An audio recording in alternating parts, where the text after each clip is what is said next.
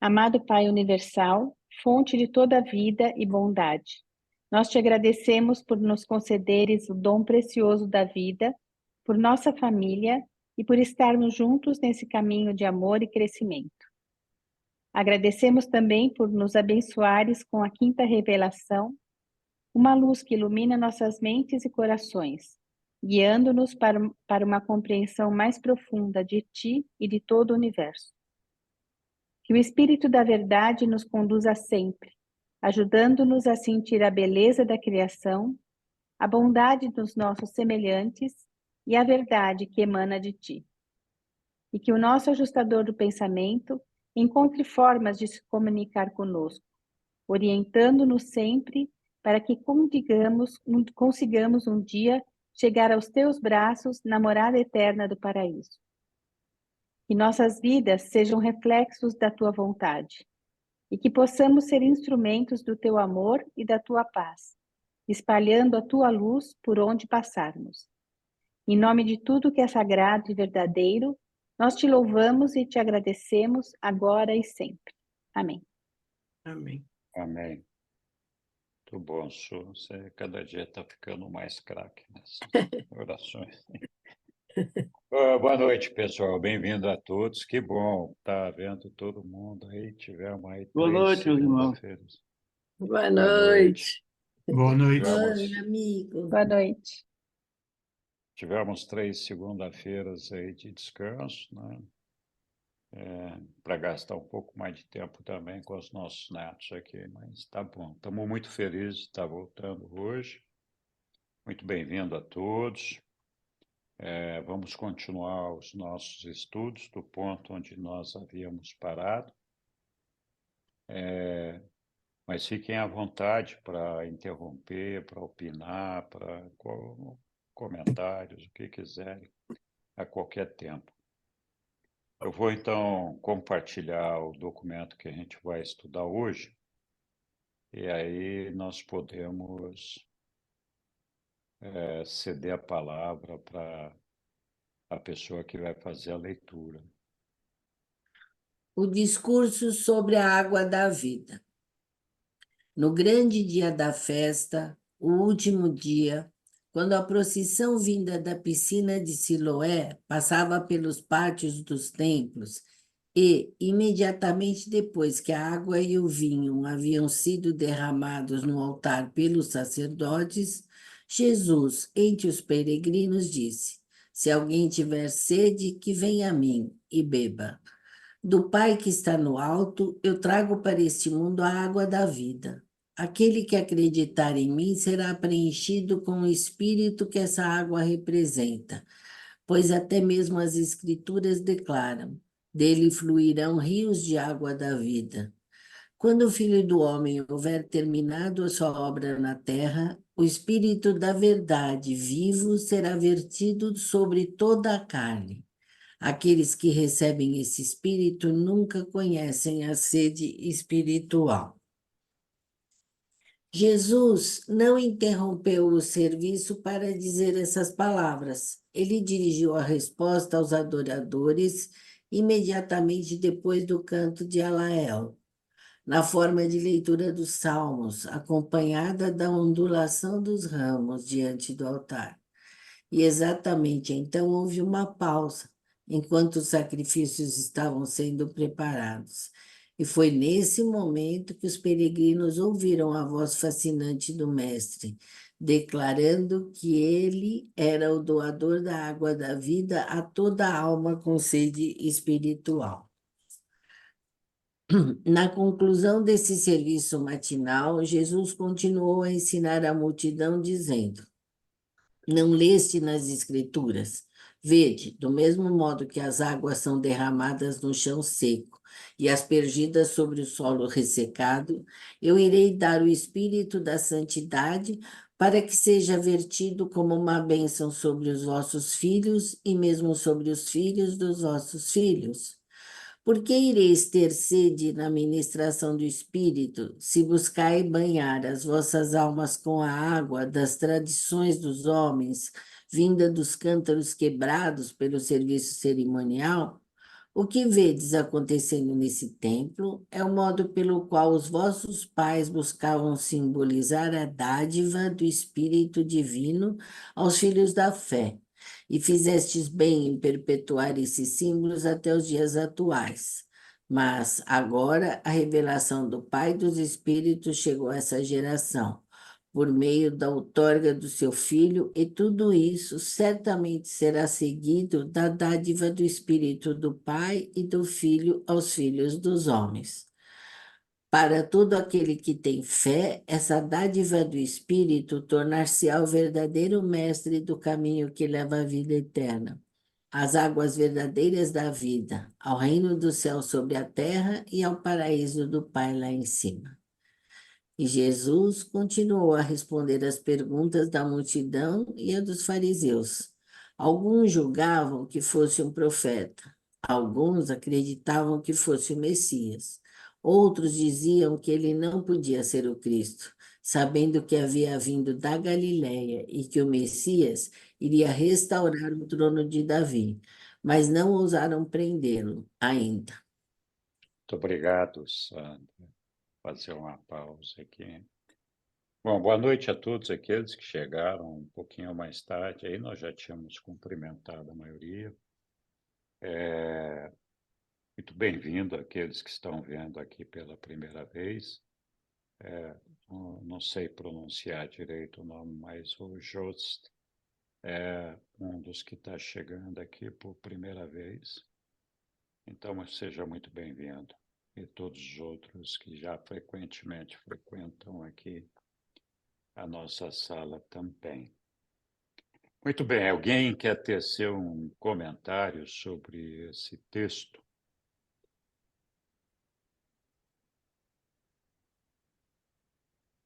Eu nunca tinha notado que eles aspergiram ou jogaram, né, água e vinho. Tem uma parte ali, né? Sim, ali é Jesus falando da água, né? Quando a gente joga ela numa terra muito seca, que a terra absorve rapidamente aquela água. Esse é o aspergido que Jesus estava se referindo. E da mesma forma, nós deveríamos receber o Espírito com essa sede de que ele nos invadisse, né? Vou botar o texto de volta aqui para a gente ver lá. Pelo menos foi isso que eu entendi, né?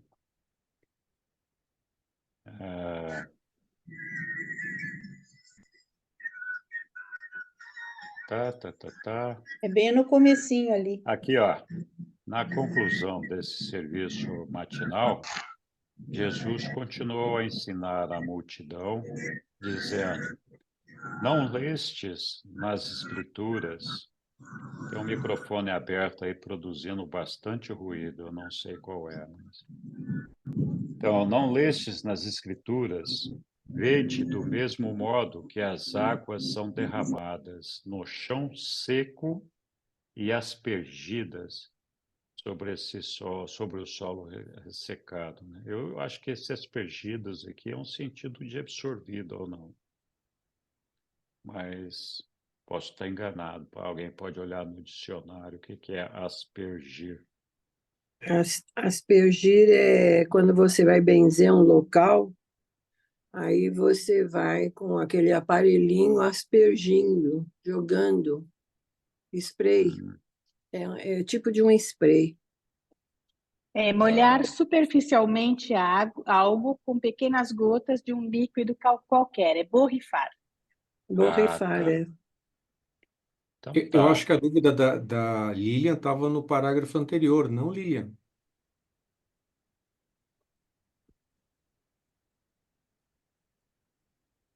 Ah,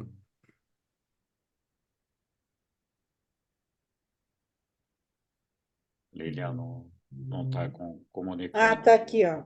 Estava com o Ah, microfone fechado. Então, é nessa primeira parte ali, né? Depois que a água e o vinho haviam sido derramados no altar pelos sacerdotes, Jesus entre os peregrinos disse. Então, eu não tinha notado que eles derramavam também vinho. então, mas esse costume do vinho, da água, do pão, eu não tenho certeza, mas já vinha das cerimônias judaicas, né? Sim, sim. Então, na Igreja Católica, que eles costumam usar bastante isso, não sei se outras denominações cristãs usam também, já vem esse costume lá dos judeus, né? Embora É. Jesus, na Santa Ceia, tenha bebido o vinho e o pão, dizendo que era o sangue e o corpo dele, né? Mas, enfim, Mas sim, diga lá. não estou conseguindo levantar minha mãozinha aqui. Mas o Ah, que eu acho que a Lilian quis dizer é o seguinte: é normal a gente ver benzer com água, mas não benzer com vinho. E nesse caso, eles estão dizendo que jogavam água e vinho, né? É, Borrifavam água e vinho. Então, acho que é mas isso que era a. para benzer? Não, sei Mas lá, era para benzer? eles eles, jogavam no chão. É um é, tipo de é um tipo de cerimônia, assim, é um tipo ritual, né? ritual. É. É, ritual. Sim, é um ritual, mas não necessariamente para Aspergir benzer. sobre o solo. Então, é assim, eles aspergiam, eles borrifavam o solo com água e vinho. É um ritual que eu também não conhecia, mas parece que é isso que eles estão falando. Tá bom. O que mais? Algum outro comentário?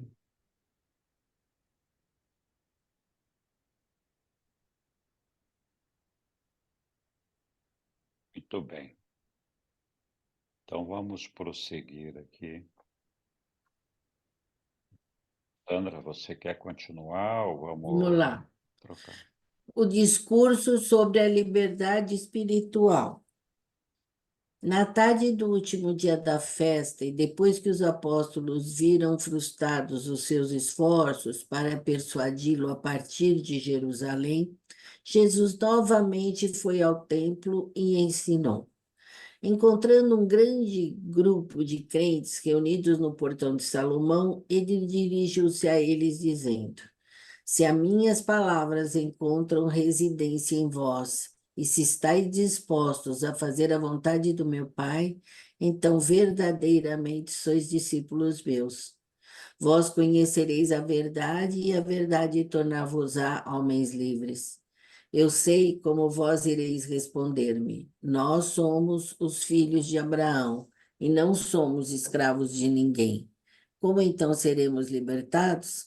Ainda assim, eu não falo da submissão exterior às leis de outrem. Eu me refiro às liberdades da alma. Em verdade eu vos digo que todo aquele que comete pecados é escravo do pecado. E vós sabeis que o escravo não está destinado a habitar para sempre na casa do Senhor. Vós sabeis também que o filho permanece na casa de seu pai. Se, portanto, o filho vos libertar e vos transformar em filhos, então vós sereis de fato livres. Sei que sois a semente de Abraão, e ainda assim os vossos líderes tentam matar-me, porque ainda não permitiram que a minha alma, que a minha palavra tivesse influência transformadora em seus corações. Suas almas estão lacradas pelo preconceito e cegas pelo orgulho e vingança. Eu vos declaro a verdade, que o Pai Eterno me mostra, enquanto esses instrutores iludidos buscam fazer as coisas que aprenderam apenas dos seus pais temporais.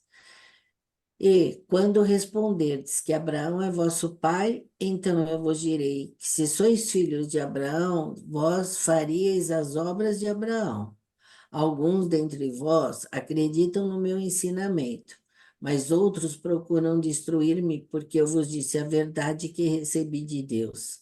Mas Abraão não tratou assim a verdade de Deus. percebo que alguns dentre vós estão determinados a fazer as obras do maligno.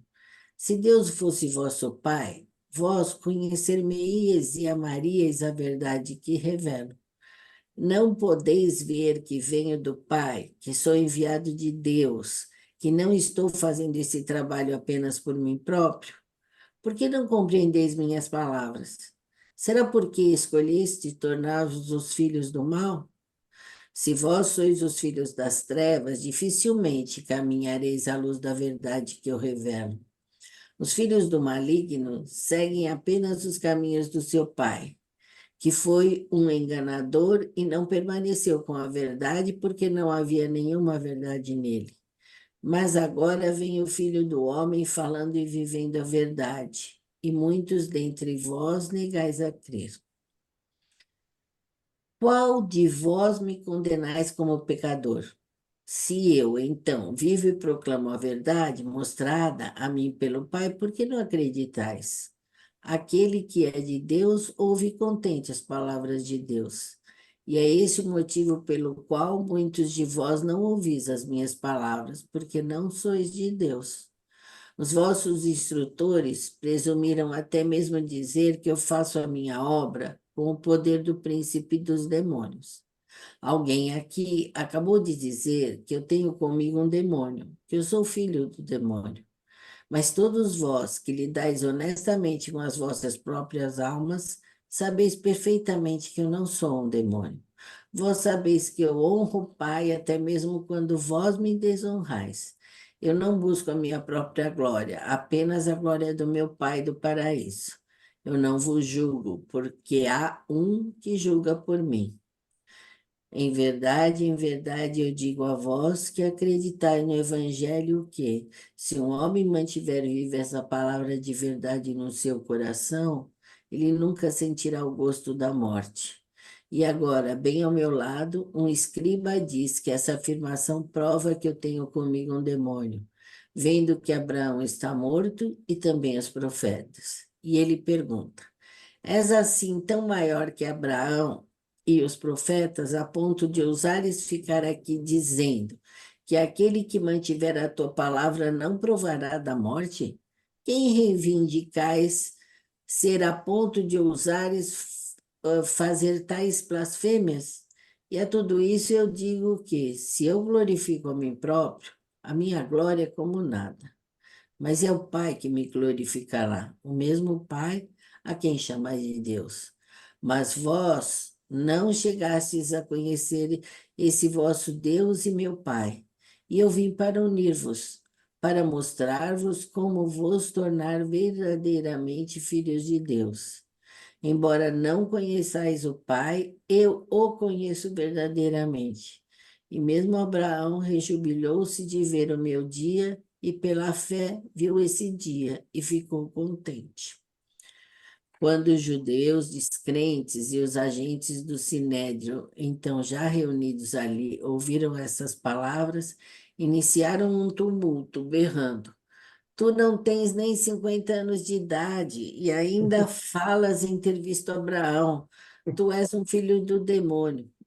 Jesus ficou incapacitado de continuar o seu discurso. Apenas disse quando partia: em verdade eu vos digo, antes que Abraão fosse, eu sou. Muitos dos descrentes procuravam pedras para atirar nele. Os agentes do Sinédrio tentaram prendê-la, mas o mestre rapidamente tomou seu caminho através dos corredores do templo e escapou, indo para o local secreto de encontro, perto de Betânia, onde Marta, Maria e Lázaro esperavam por ele. Obrigado, Sandra. Texto um pouquinho longo, mas eu não quis interromper o discurso de Jesus aí para não ficar quebrado. Mas podemos voltar a qualquer parágrafo quando a gente quiser. Muito bem. Algum comentário, uma observação?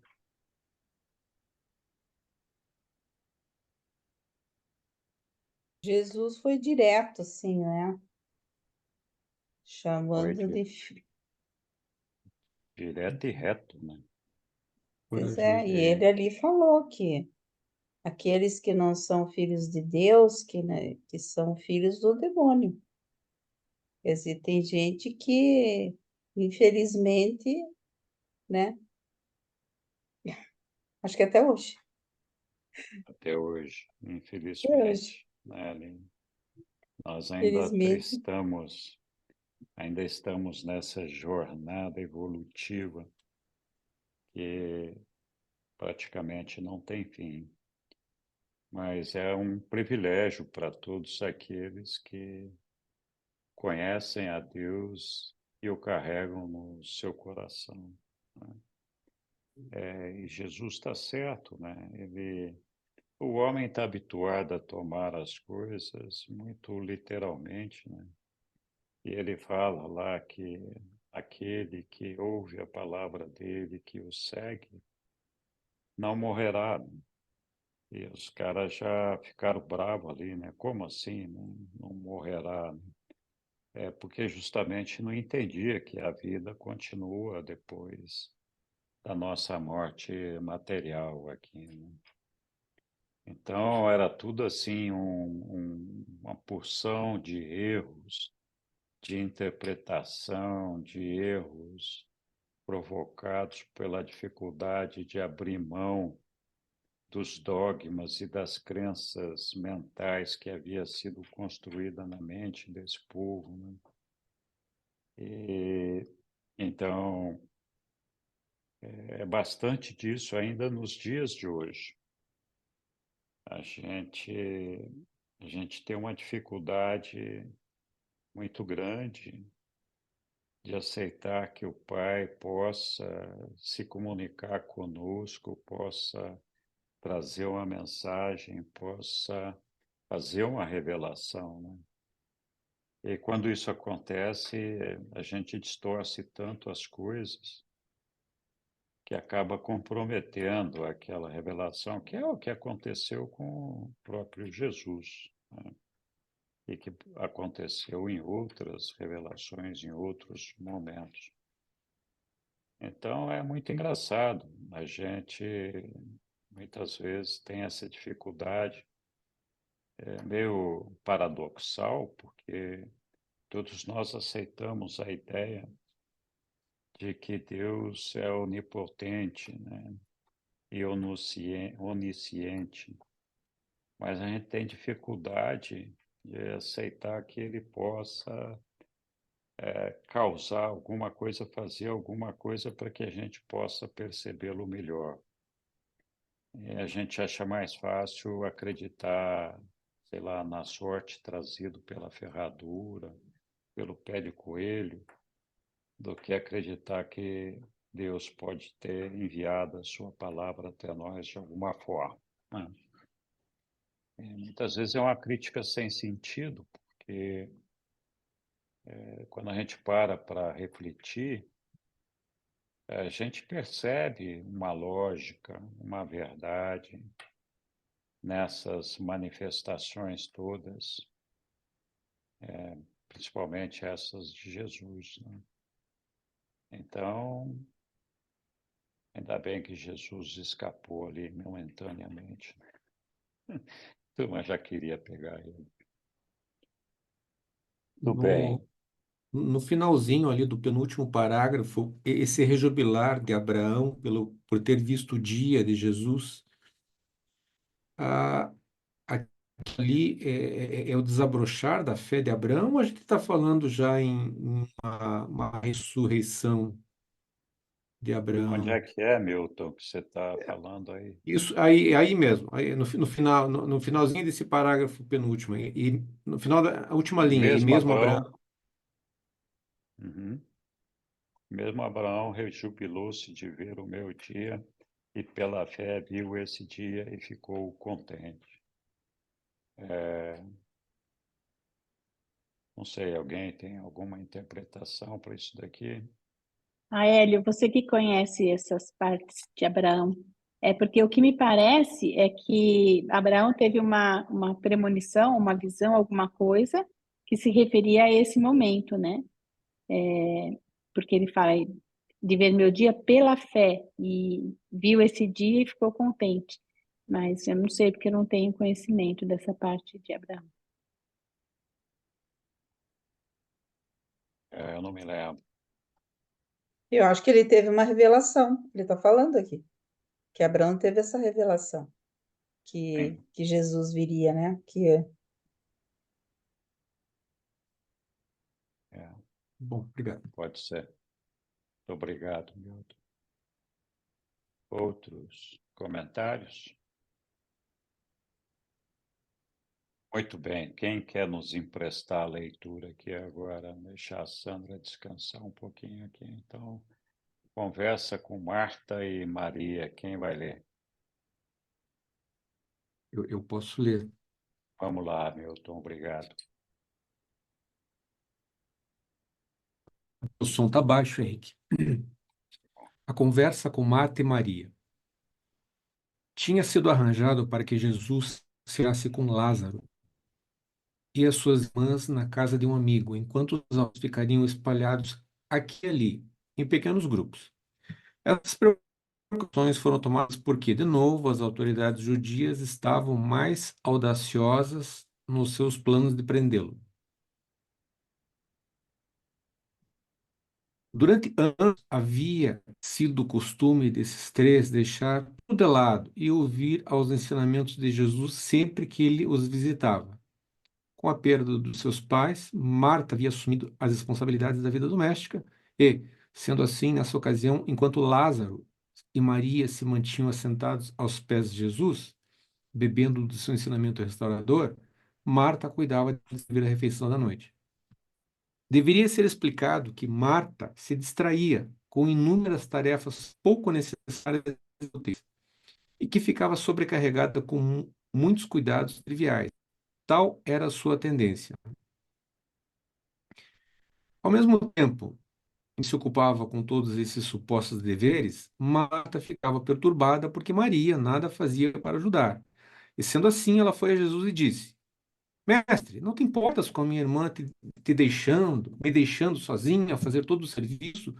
Tu não pedirias a ela para vir ajudar-me? Jesus respondeu: Marta, Marta, por que tu ficas sempre ansiosa, com tantas coisas a fazer, e por que te preocupas com tantos detalhes? Uma coisa apenas realmente vale a pena. E desde que Maria escolheu essa boa parte necessária, essa parte boa e necessária, eu não a tirarei dela. Mas quando ireis ambas aprender a viver como eu ensinei, ambas servindo em cooperação e ambas refrescando as almas em uníssono? Não conseguistes aprender que há um momento para tudo, que as questões menos importantes da vida deveriam receber menos atenção diante das coisas maiores do reino celeste? Obrigado, Milton. Poxa, acho que eu coloquei essa carapuça em umas 4, 5 vezes. Alguém quer comentar? Eu gostaria de comentar, porque Diga. eu brigo muito comigo e me chamo de Marta muitas vezes, sabe? Eu sou muito ainda apegada com casa arrumada, comida na mesa, despensa abastecida. E, assim, muitas vezes eu me trabalho no sentido da Marta. Mas, assim, eu penso que o equilíbrio está entre as duas, nem tão Marta, nem tão Maria. Claro que na presença de Jesus, a gente deveria largar tudo. E realmente, mas eu, como sou oriental, eu sei que quando a gente vai receber uma visita, a gente vai direto para a cozinha. Se for almoço, vai preparar o almoço. Se for lanche, corre para fazer o lanche. E então a gente se preocupa muito com essa parte. E é a parte que Marta, né, se preocupava. E, e assim, eu acho que eu já cheguei a brigar com Jesus, inclusive, sobre essa passagem, porque quando ele chama a atenção da Marta, eu acho que ele deveria ir lá para a cozinha e convidar a Maria para ir para lá, enquanto ele dava os seus ensinamentos, quem sabe até ajudando um pouco. os três ouviriam. A Marta teria a oportunidade também de absorver dessa maravilha toda que Jesus passava. Então, eu sou muito identificada, sabe, com essa passagem. E eu me trabalho bastante, para não ser a Marta apenas. Mas eu um dia parei e falei assim, peraí, você é mais Marta do que Maria. Mas, aí eu pensei, não, você também tem o seu lado Maria. Porque eu ainda assisto missa pela televisão e rezo o terço. E depois entro nessas reuniões e saio 10 da noite. Então, eu tenho um bom período de Maria, né? Não sou só aquela Marta que trabalha das 8 às 6 da tarde. Então, eu tenho meu lado Maria, e... mas tem que se trabalhar. Eu ainda preciso trabalhar bastante, porque eu não arrumo muito tempo para estudar. E eu acho que existem prioridades. E é isso. Tá certo. Obrigado, Angeli. Acho que todos nós temos um pouco de Marta. Todos nós não, porque tem alguns que não, né? Não sei o que aconteceu aqui, mas apareceu um negócio aqui que eu nem sabia que ia aparecer. Então, a gente vai, você falou lá da cozinha, vem os convidados, né? Aí você fica toda esbaforida lá, alguns de nós também faz isso, né? E aí vem vários convidados, né? Almoço marcado ali para 1h30, 2 horas. Aí sempre tem um grupo de convidados ou um convidado que chega às 3, né? Não chega às 2h30. Então, esse com certeza não é da Marta, né? Chega às 3. Mas o que eu estou querendo dizer com isso é que você tem razão, Angela. Nós temos que dedicar o tempo de acordo com a importância do assunto, né? Que é o que Jesus está propondo aqui, né? Sempre tem oportunidade para atender a todas as prioridades da nossa vida. Algumas delas, eventualmente, não vão ser atendidas, e nesse caso é porque não eram prioridades mesmo, né? Porque se fosse, a gente iria cumpri-las. Então, é uma questão de escolhas. A gente que está nos nossos dias aqui vendo todos os movimentos sociais que acontecem, a gente vê quanto tempo nós, as pessoas, dedicam para o lazer, para o entretenimento, para a autogratificação, né? E quanto pouco tempo a gente dedica para Deus, né? Então, eu não sei com que frequência cada um de nós conversa com o seu ajustador, né? Mas ele está ali, esperando que a gente dedique algum tempo para refletir, pedir para ele guiamento, pedir para ele nos mostrar o caminho do Pai, encontrar formas de nos iluminar, fazer com que a gente perceba as coisas, de agradecer o trabalho dele, agradecer a paciência, a dedicação, de pedir perdão pelas misérias que às vezes nós o fazemos passar e todas essas coisas, né? Então, não é possível que a gente, durante o dia, não encontre 10 minutos lá para ter esse bate-papo com o nosso ajustador, né? Ou que possa dedicar a Deus algum tempo, né? E agradecer por tudo aquilo que acontece. Então, até estava vendo um desses posts que é feito no Instagram, aliás, foi a Sueli que me mostrou, do Nizam Ganais, né? dizendo que essas Olimpíadas tinham uma coisa nova, muito especial. Eu não sei se é uma coisa nova, ou se nós que a estamos vendo como uma coisa nova, mas ele estava falando das fantásticas imagens dos atletas que tiveram alguma premiação, algum momento ali de pódio, de vários atletas que agradeceram a Deus por estar ali e estar vivendo aquele momento, né? Então, o Nizam estava dizendo que, na opinião dele, esse era o elemento novo, né? A participação de Deus, né?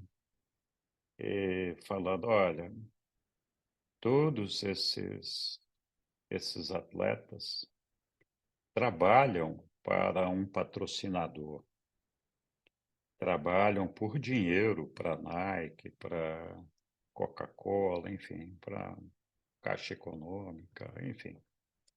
Sempre tem um patrocinador e eles trabalham por dinheiro para esse patrocinador.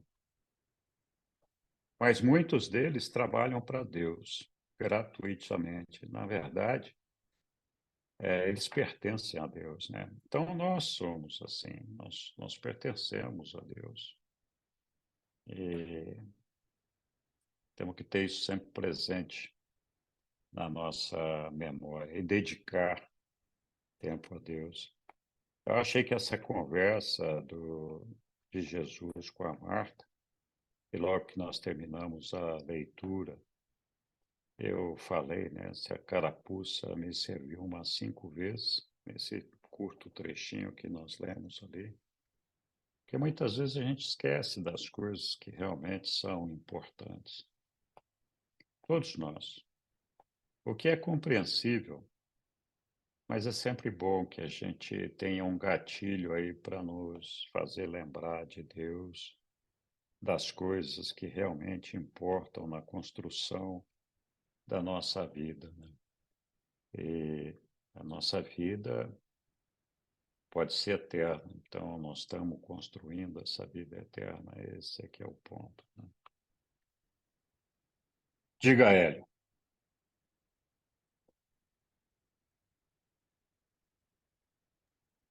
Boa noite a todos, bom vê-los. Podia, Boa por noite. favor, colocar na tela o parágrafo 3? Ah, está lá o 3 na tela. Então, eu estou ouvindo os comentários e eu só gostaria de destacar uma frase importante, e eu vou até lê-la.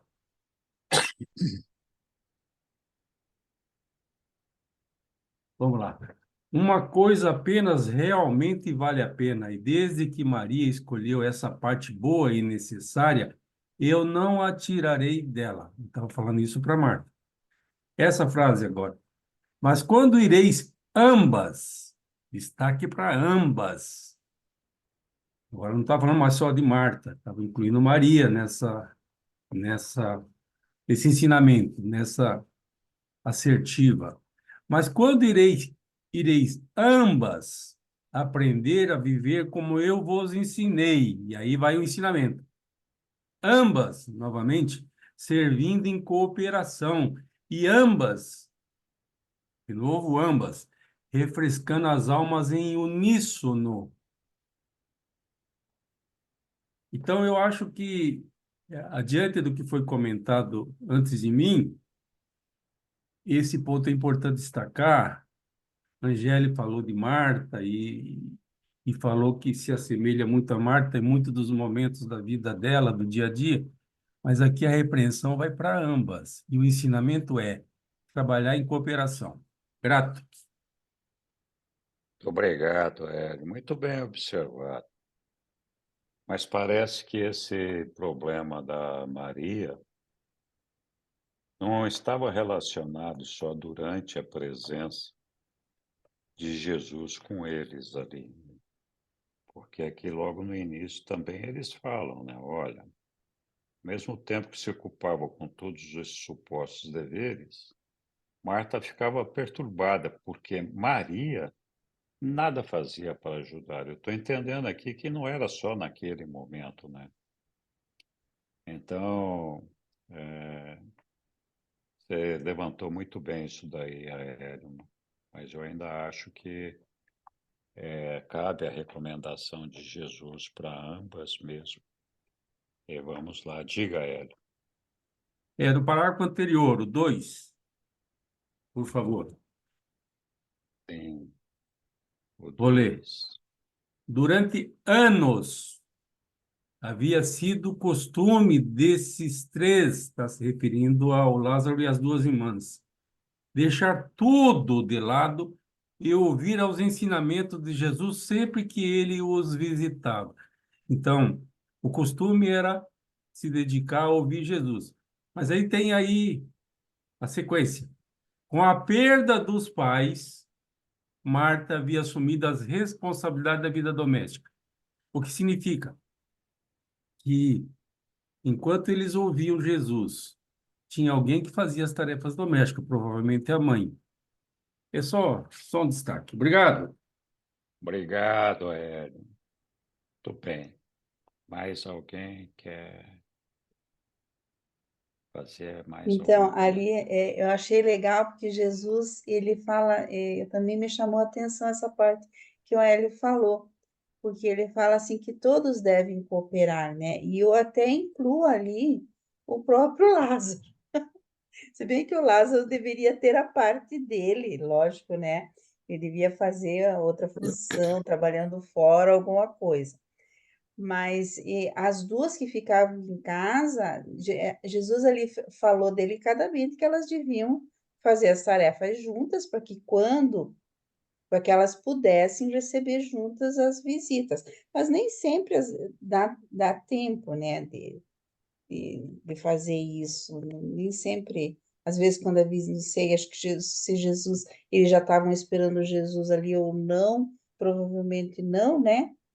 Não sei se eles estavam esperando Jesus. Ah, eles estavam Eu esperando. acho que estavam sim. Tinha sido arranjado, porque Jesus se Vai alojasse ver que no o lar. lanche já estava pronto. Pois é, Vai ver mas que a não estava Marta e não estava, porque a Marta, ela foi era para a cozinha. detalhista. Ela era É. detalhista, né? Imagina, né? Então, Jesus disse que tem que se ater menos aos detalhes e ser mais prático, né? Para reservar uma parte realmente para você fazer os seus estudos, como você falou, né, Nossa, eu me Angélica, vejo os muito na estudos. Marta. Hã? Eu sou muito Marta. Pois é, e a gente tem que aprender mesmo a não ser tão detalhista nessa parte, porque se a gente, a minha mãe que dizia, né, não, vamos sair, porque, ai, se a gente for ver, sempre tem Não alguma coisa tem, para fazer em não casa. tem A fim. gente nunca Não tem sai, fim. né? Sempre tem Não tem alguma fim. coisa para arrumar, ou então tem que sair, tem que ir no caso dela, tinha que ir na missa ou algum lugar, e ajeitava o que podia e ia, né?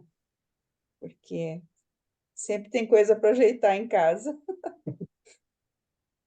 Mas que eu estou arrumando tempo para fazer minha liçãozinha de casa, tô, né? É isso, a gente tem que, eu Não acho que a gente deixei tem que se nem o dia. organizar, tem que se organizar bem nesse sentido, né? É, Às vezes cheguei a fazer 11 horas da noite, mas fiz. olha, né? Que bom. Também é tão pouquinho, né? Muito bem. Então, vale a ideia de que todos temos que cooperar e que temos que estabelecer prioridades nas nossas vidas e tem momento para tudo, né? Então, vamos lá. Continuamos aqui na nossa leitura. Agora estamos em Belém com Abner. Alguém quer ler? Acho que eu vou terminar, Henrique, porque na verdade é Tá bom, apenas um tópico aqui, a gente fecha o documento. tá bom, vamos lá. Em Belém com Abner. Durante a semana seguinte à festa de tabernáculos, dezenas de crentes reuniram-se em Betânia e receberam os ensinamentos dos 12 apóstolos. O Sinédrio não fez nenhum movimento para perturbar esses encontros, já que Jesus não estava presente. Ele estava, durante esse período, trabalhando com Abner e os seus condiscípulos em Belém. No dia seguinte ao fechamento da festa, Jesus tinha já partido para Betânia e não mais ensinou no templo durante essa visita a Jerusalém. Nessa época, Abner mantinha o seu centro de ações em Belém. E daquele centro, muitos discípulos haviam sido enviados às cidades da Judéia, sul de Samaria e até mesmo a Alexandria. Poucos dias depois de sua chegada, Jesus e Abner contemplaram os arranjos para a consolidação das obras dos dois grupos de apóstolos. Durante essa visita à festa de tabernáculos, Jesus havia dividido o seu tempo igualmente entre Betânia e Belém. Em Betânia, ele passou um tempo considerável com seus apóstolos. Em Belém, deu bastante instrução a Abner e a outros antigos apóstolos de João. E foi esse contato íntimo que, afinal, os levou a crerem nele. Esses antigos apóstolos de João Batista foram influenciados pela coragem que Jesus demonstrara no seu ensinamento público em Jerusalém, bem como pela compreensão solidária que experimentaram no ensinamento particular dado a eles em Belém. Essas influências conquistaram completa e finalmente de todos os condiscípulos de Abner uma aceitação de todo o coração para o reino e para todas as coisas que um tal passo implicava. Antes de deixar Belém pela última vez, o mestre fez arranjos para que todos eles se reunissem com ele no esforço unificado que devia anteceder ao término da sua carreira terrena na carne. Ficou acertado que Abner e os seus companheiros deviam juntar-se a Jesus e aos 12 no Parque de Magadã, em um futuro próximo. De acordo com o que ficara a ser marcado, no princípio de novembro, Abner e os seus 11 companheiros lançaram a sua sorte juntando-se a Jesus e aos 12 e trabalharam com eles em uma única organização até o momento mesmo da crucificação. No final de outubro, Jesus e os 11 retiraram-se da vizinhança imediata de Jerusalém.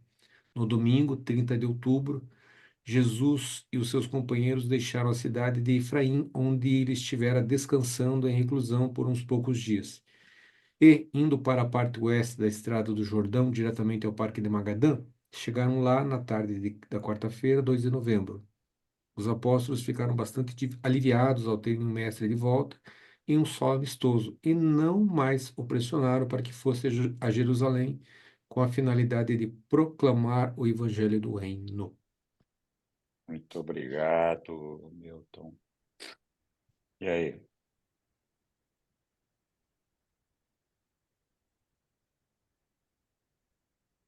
Os discípulos de João ainda ali, né? Com Abner, no caso, e só nesse momento que esses discípulos ali em Belém foram convencidos, né? E foram convencidos pela coragem de Jesus diante ali no Sinédrio. Interessante isso, né?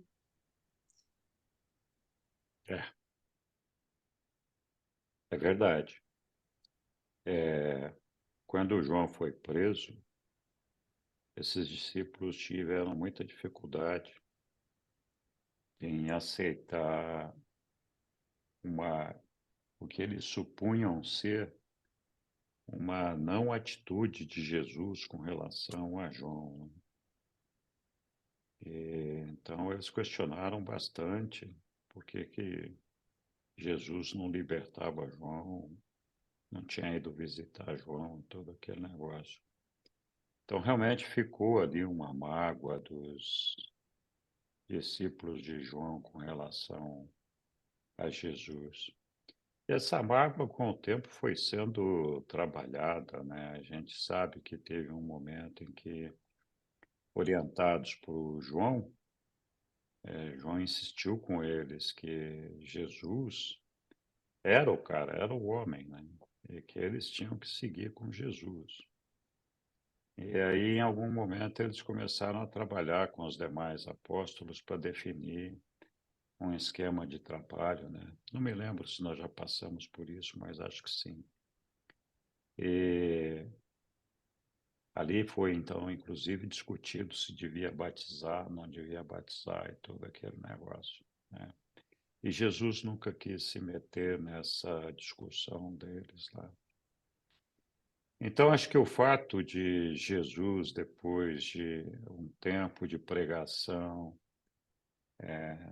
deixando passar o tempo que precisava para poder se reapresentar ali na região de Jerusalém, o pessoal achou que ele foi realmente atrevido e corajoso, né? Então, muitos passaram a vê-lo com outros olhos. E esse pessoal de Abner foi parte disso daí. Acho que aí, de vez, resolveu essa antiga questão que eles tinham com relação a João e Jesus. Mas é bem interessante, muito bem lembrado, Lilian. Um outro comentário aí?